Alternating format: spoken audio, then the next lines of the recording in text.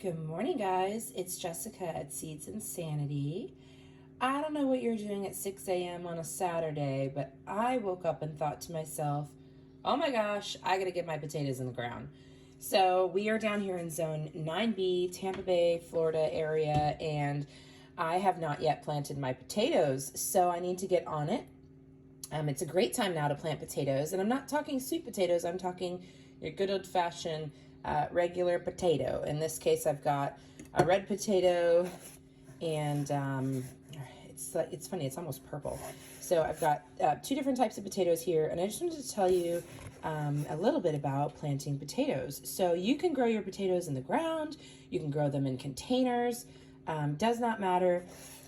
If you find that you have potatoes from the store even that have started to create these little sprouts, or what we call chits, these potatoes are chitten, then you can even plant those. Now, store-bought potatoes, a lot of them, even I hear even some of the organic ones, may be treated with something to help inhibit the sprouting, because of course they don't want people to get their potatoes home and then have them sprout right away. And then a lot of people look at that and say, oh, there's something wrong with that potato, and they throw it away. Okay, first off, people, produce isn't meant to be perfect, and there's nothing wrong with that potato. That is its natural life cycle. So the potato will, let's see if I can get a bigger one here. Here we go. So the potato typically has two sides. So you're gonna see this little mark down here. This is the stem. For all you mamas out there, this was the umbilical cord of the potato. This is where it was attached to its original mama plant.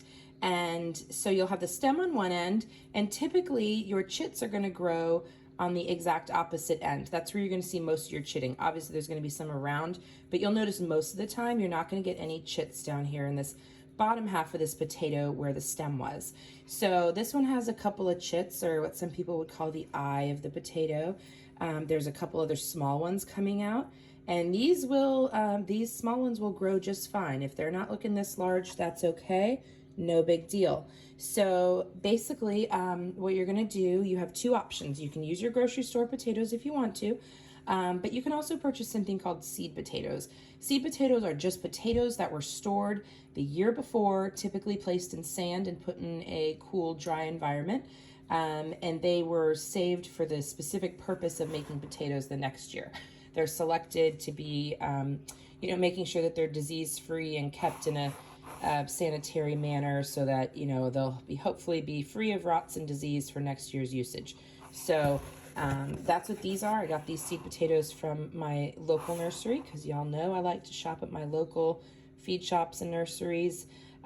So I picked up a few of these the other day. I do have some at home that I've already started, but I just wanted to tell you why I'm cutting these potatoes up.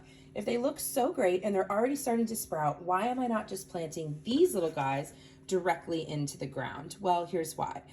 If I plant this potato into the ground, which you certainly can do, then it is going to be shooting off these plants, and it's going to get a little crowded, because I'm planning to grow a lot of mine actually in containers. So what I like to do, well, two things actually. The other part of that is, when we leave all this extra potato mass on here, that opens us up to more possibility of rot. More mass of the potato left behind means that you have more potato to potentially rot in the ground as your plants are getting started. So that's another reason why we cut them.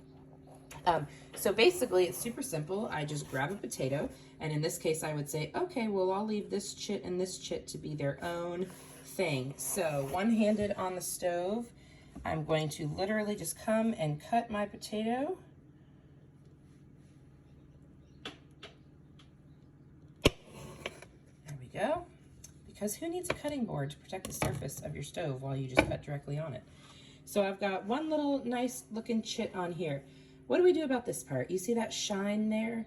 Potatoes, as you know, have lots of moisture. Well, if I just stick this in the ground just like this, that moisture could definitely support rot happening.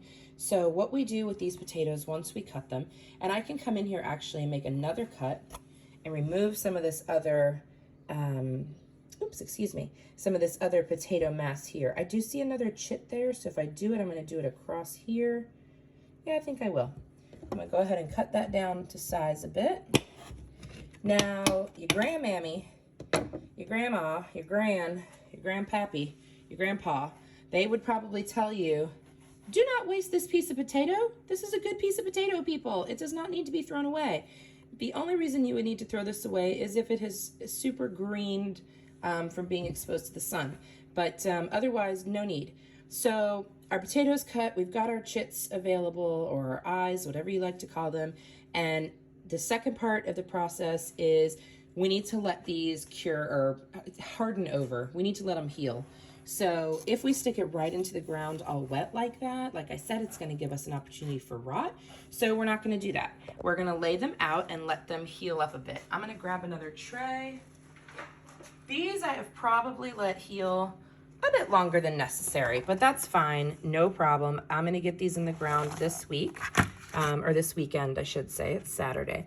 So this now has a nice, tough, leathery feel to it. It's dry. The edges have dried out. Look at that beautiful big old happy chit up there. So these are nice and dried over. These are ready to go in the ground. They're going to be more safe. I'm going to turn these over just so you can see the chits on these. They're going to be more safe from the risk of rotting in the ground, especially, you know, if you forgot to check the weather and you planted in ground and you get a bunch of rain right after you planted your potatoes. You just don't want to be adding to that. You want to give them some protection from the moisture as they get started. So that is it for me this morning. I just wanted to share with you that I am cutting my potatoes and getting them prepared, the rest of these to heal over, and then we'll get ready to plant them. And if you'd like, let me know and I can make a quick video about planting, some of the things you need to know about planting the potato to have a successful harvest. So happy 6 a.m. on a Saturday, and I hope you guys have a great morning and a great weekend. Till next time.